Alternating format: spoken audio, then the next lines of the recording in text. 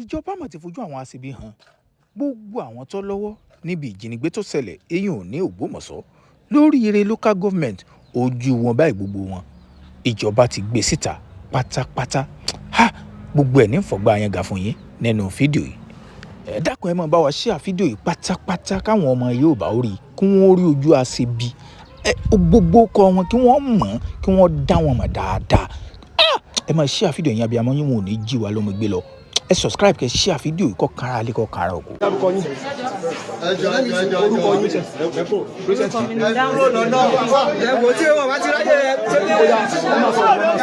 mi ní dáhùn sí Mary Tèmítọ́pẹ́. báwo nínú ìṣègùn tó lè ní. èmi nínú mi dùn jù lágbàáyé tí wọ́n bá níta nínú rẹ̀ dùn jù èmi nínú mi dùn jù lágbàáyé inú mi dùn gidigidi. báwo ni ìrìn àjò yẹn ṣe rìn gan-an báwo ni. a dúpẹ́ lọ́dọ̀ Ọlọ́run àfògo fọlọ́run mo dúpẹ́. gbogbo wọn pátá lẹ́ẹ̀rọ̀jú wọn lẹ́yọ kọ̀ọ̀kan kí ló kọ wọn kí sì nígbésẹ̀ tíjọba ti gbé lórí wọn gbogbo ẹ̀ pátápátá ní fọ̀gbà yẹn gà fún yín ẹ̀yin náà sá mọ̀ wípé àwọn ẹni ibi yìí wọ́n di páńpá di kúùkù wọ́n wọ local government bíi mẹ́ta l'Ógbómọ̀ṣọ́ èèyàn ahoro ẹ̀sìn ẹ̀lẹ̀ oríire local government tí wọ́n ti kọ́ àwọn ọmọ primary school wọ́n tún kọ́ àwọn ọmọ secondary school wọ́n sì kọ́ àwọn ọmọ iléèwé wọ́n sì tún kọ́ àwọn teacher àwọn náà mọ̀.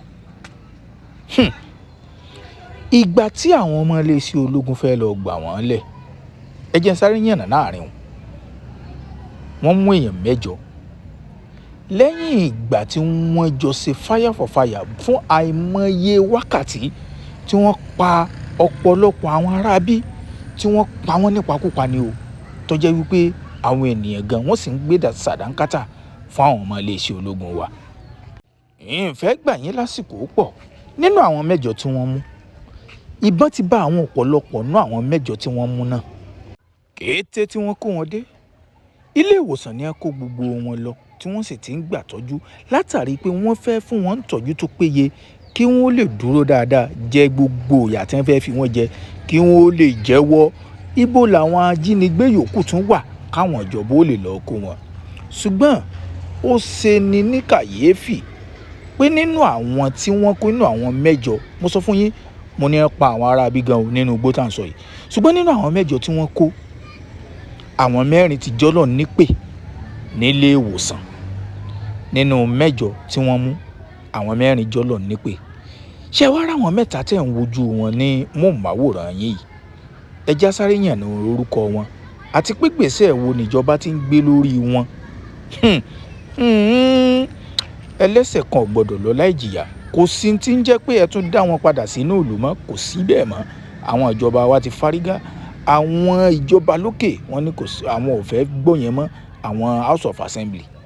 gẹ́gẹ́ bí iléeṣẹ́ ìwé ìròyìn Ọ̀yọ́ Affairs bó ṣe fi síkànnì ayélujára Facebook rẹ̀ tó sọ fún wa pé ojú àwọn tẹ̀ ń wò yìí ojú àwọn tí wọ́n lọ jí àwọn ọmọ kó èyí ní oríire local government díẹ̀ nínú ojú wọn nù ó wá forúkọ wọn síbẹ̀ ó ní ẹ̀la alákọ̀ọ́kọ́ ní Abdulrasaq Umar okò àná alákọ̀ọ́kọ́ nù okò ẹni ẹlẹ́ẹ̀kejì ní Yunusa Musa kí ló okò ẹni ẹlẹ́ẹ̀kẹta okò ẹni ẹlẹ́ẹ̀kẹta ní Samsu Adam Sani okò àwọn mẹ́tẹ̀ẹ̀ta tí wọ́n ti fi síkànnì ayélujára àti fọ́tò wọn òun náà lẹ́ ń wò kí wàá ní ìgbésẹ̀ tíjọba tó ń gbé lórí wọn mo sọ fún yín èèyàn 4 ti kú nù wọn ojú àwọn 3 lẹ́ ń wò nínú àwọn aṣebi mo ti sọ fún yín mo lẹ́sẹ̀ kan ò ní lọ láì jìyà ẹ já tún gbọ́ ìgbésẹ̀ tíjọba ti gbé lórí àwọn 3 yìí ṣùgbọ́n ẹnìkan tó kù gbogbo ẹ̀ náà ní òye wa tàbí kó ṣeé ṣe kọjá pò náà ti báṣẹ̀lẹ̀ náà lọ nínú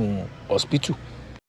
ìkan lára àwọn gbajúgbajà nílùú Ọ̀yọ́ ó fi síkànnì ayélujára níbi wákàtí kan sẹ́yìn ó ní breaking federal government charge 3 over kidnap of oríire pupil and teachers ó ní ìjọba àpapọ̀ wọ́n ti fi ẹ̀sùn kan àwọn 3 tí à ń wò lójú móhùnmáwòrán yìí náà ni o wọ́n ti fẹ̀sùn kàn wọ́n sì ti gbé wọn lọ ilé ẹjọ́ nípa ìjínigbé tó ṣẹlẹ̀ ní oríire local government ìjínigbé àwọn ọmọ iléèwé àti àwọn olùkọ́ wọn. The federal government has charged 3 men. Ó wá fẹ́ dárúkọ wọn, ẹ mọ̀ pé a sọ orúkọ wọn tẹ́lẹ̀. Òun náà ni Abdulrasaq Umar, tí ìnagijẹ ń jẹ́ Abu Khalifa àbí Abu Khalid, tí túmọ̀ sí pé ọmọ méjì ló ti bí, Abu Khalifa àbí Abu Khalid. Wọ́n ti ìkan nínú wọn nù.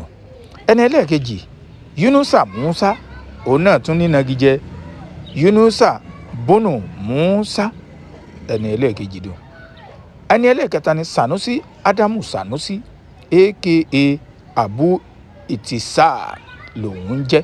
Ẹ̀yin náà rí i pé ó kọ mẹ́tẹ̀ẹ̀ta tí mo dá fún yín lẹ́ẹ̀kan náà nù, ojú wọn lẹ́sìn wò. Wọ́n ní ọ̀sùn tíjọba wá fẹ́ gun gan ni for the recent pé wọ́n lọ jí àwọn ọmọ iléèwé kó èèyàn ní Ọ̀yọ́ state. Wọ́n ti wá gbé àwọn mẹ́tẹ̀ẹ̀ta, wọ́n ti gbé wọn lọ ilé ẹjọ́.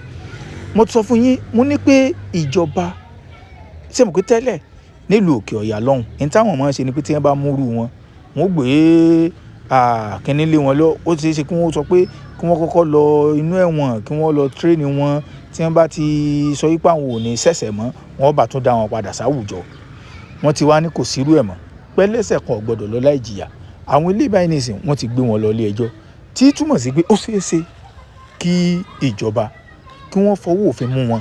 Ó ṣeéṣe kó jẹ́ pé ikú lè rí ẹ̀ṣẹ̀ wọn. Torí ẹ̀yin náà mọ̀ yìí pé àwọn ènìyàn yóò jí ìyàn gbé nìkan.